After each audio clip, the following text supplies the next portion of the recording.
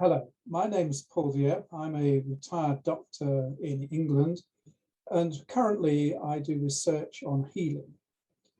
And what I want to talk about today is art, creativity, and healing.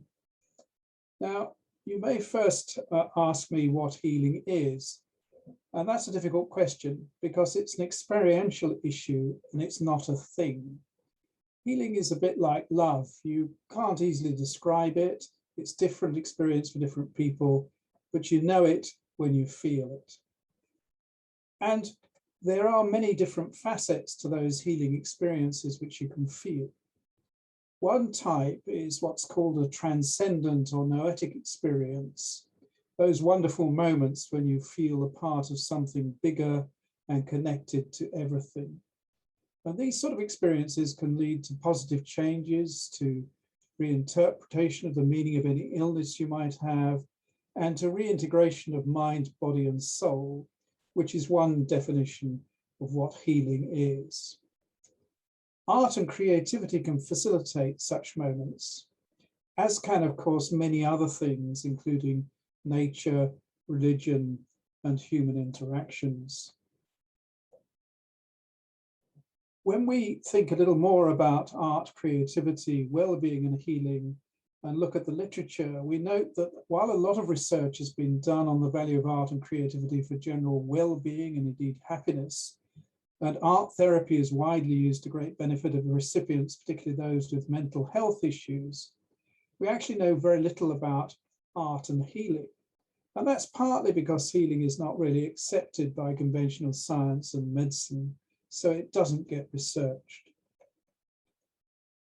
I've been involved in a number of research projects on healing, and I want to tell you about two very briefly that have led me to my current views about the importance of art and creativity.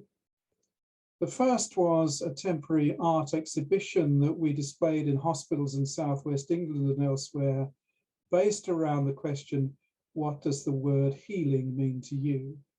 And I would thank the Nova Institute for supporting that exhibition.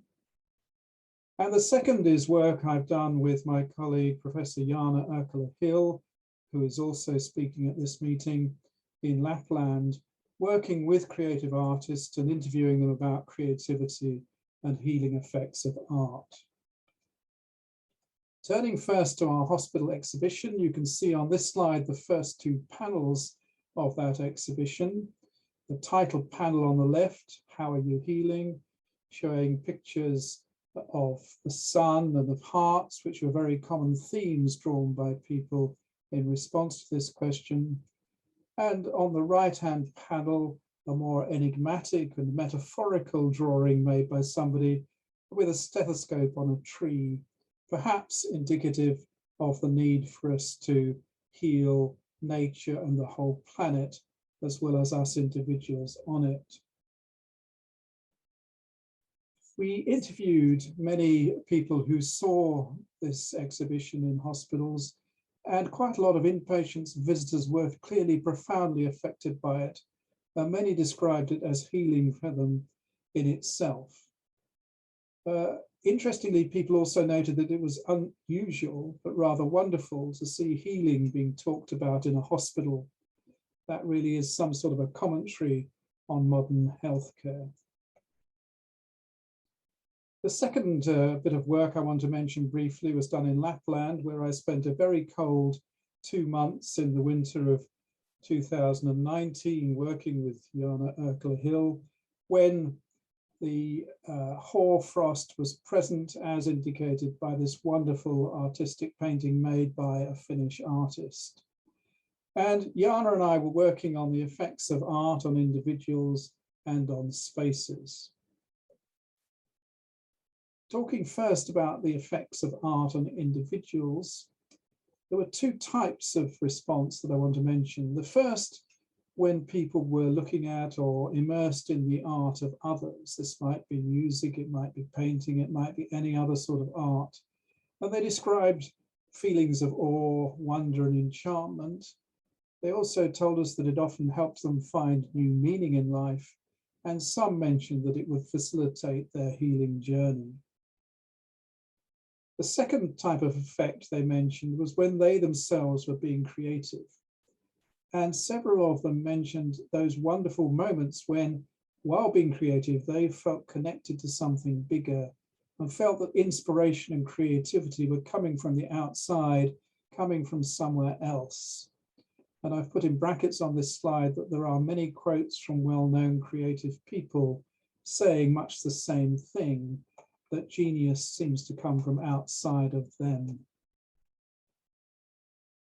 Finally, the effects of art on spaces was something we looked at, and we noted that when you put art in a certain space, you change the atmosphere remarkably. And that in itself can also change the way people behave and communicate. And we think that this has powerful implications, particularly for institutions such as prisons. And indeed, Jana Erkler-Hill and I were involved in a small project, putting art up in an open prison in Lapland and noting the extraordinary changes that that induced.